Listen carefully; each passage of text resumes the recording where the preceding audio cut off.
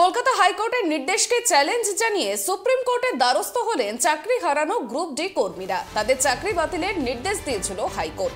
বিচারপতি অভিজিৎ গঙ্গোপাধ্যায়ের সেই নির্দেশের পর হাইকোর্টের ডিভিশন বেঞ্চে শুনানি হয়, কিন্তু এখনো রায় ঘোষণা হয়নি। তার মাঝেই চাকরি বাতিলের নির্দেশের বিরুদ্ধে শীর্ষ আদালতে গেলেন কর্মীরা। এসএসসি গ্রুপ ডি নিয়োগ দুর্নীতি মামলায় এবার সুপ্রিম কোর্টের দ্বারস্থ হলেন চাকরি হারানো কর্মচারীরা। এই মামলায় 1911 জনের চাকরি বাতিলের নির্দেশ দিয়েছিলেন হাইকোর্টের বিচারপতি অভিজিৎ গঙ্গোপাধ্যায়। এবার সেই কর্মীরাই আর কোনো সরকারি চাকরির পরীক্ষায় বসতে পারবেন না। অবিলম্বে তাদের বেতন ফেরত দিতে হবে এবং তাদের প্রয়োজনে পুলিশে জিজ্ঞাসাবাদ করতে পারবে বলেও জানিয়েছিলেন তিনি। পাশাপাশি তৎকালীন কাউন্সিল সভাপতি সুবীরেশ ভট্টাচার্যকেও তার পোস্ট গ্রাজুয়েট ডিগ্রি ব্যবহারের উপর নিষেধাজ্ঞা জারি করেছিলেন বিচারপতি অভিজিৎ গঙ্গোপাধ্যায়। এই নির্দেশের পরই চাকরি হারানো প্রার্থীদের তালিকা প্রকাশ করতে শুরু করে কমিশন। সেই রায়কেই চ্যালেঞ্জ করে বিচারপতি সুব্রত তালুকদার ও সুপ্রতিম ভট্টাচার্যের ডিভিশন বেঞ্চে আবেদন করেন চাকরি হারানো প্রার্থীরা। বিচারপতি অভিজিৎ গঙ্গোপাধ্যায় সিঙ্গেল বেঞ্চের সমস্ত নির্দেশকে বহাল রাখলেও চাকরি প্রার্থীদের বেতন ফেরত দেওয়ার নির্দেশের ওপর স্থগিতাদেশ দিয়েছিল ডিভিশন বেঞ্চ। এবার সুপ্রিম কোর্টের দ্বারস্থ হলো চাকরি হারানো গ্রুপ ডি কর্মচারীরা। সোমবার অর্থাৎ 20 তারিখ দুপুর 3:25 সুপ্রিম কোর্টে হাইকোর্টের নির্দেশকে চ্যালেঞ্জ করে কমিশনের বিরুদ্ধে মামলা দায়ের করেছেন চাকরি হারানো গ্রুপ ডি কর্মচারীরা। দেশের সর্বোচ্চ আদালতে এই মামলার শুনানি কবে হবে তা এখনো জানা যায়নি বলে জানিয়েছেন আইনজীবী ফিরদৌস সামিন। বিচারপতি অভিজিৎ গঙ্গোপাধ্যায় তিনি নির্দেশ দিয়েছিলেন যে চাকরি বাতিলের যে নির্দেশ দিয়েছিলেন গ্রুপ ডি পদে, সেটার এগেনস্টে যারা চাকরি বাতিল হয়েছিল তারা ডিভিশন বেঞ্চে গেছিল। মহামান্য বিচারপতি সুব্রত তালুকদার এবং মহামান্য বিচারপতি সুপ্রতিম ভট্টাচার্যের বেঞ্চও সেই রায় বলতে পারেন পুরো অংশটাই বহাল এবং বলবৎ রাখেন যে তাদের চাকরি যেভাবে বাতিল বলেছিলেন চাকরি বাতিলই থাকবে, তারা স্কুলে ঢুকতে পারবে না, তাদের কোনো পাবলিক এমপ্লয়মেন্টে পার্টিসিপেট করতে পারবে না, তাদের পুলিশ ভেরিফিকেশনের জন্য আদালতে লিভ নিতে হবে।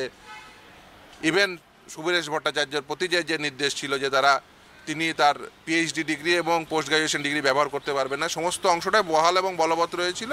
শুধুমাত্র বলেছিল বেতন ফেরতের যে অংশটুকু সেটুকু পরবর্তী শুনানির জন্য দিন ধার্য করেছিল আগামী 3 মার্চ। ইন দ্য মিন হোয়াইল যেহেতু এই অর্ডারের এগেনস্টে এসএলপি করতে পারে সেটা আমরা আগেই অনুধাবন করতে পেরেছিলাম, তাই আবেদনকারীরা তারা ক্যাভিয়েট করে রেখেছিল। আজকে জানতে পেরেছি যে হ্যাঁ, যারা ওই চাকরি প্রাপক ছিলেন ওই 1911 জনের মধ্যে কিছুজন তারা সুপ্রিম কোর্টে এসএলপি প্রিফার করেছেন, খবর পেয়েছি। দেখা যাক শুনানি কবে হয়।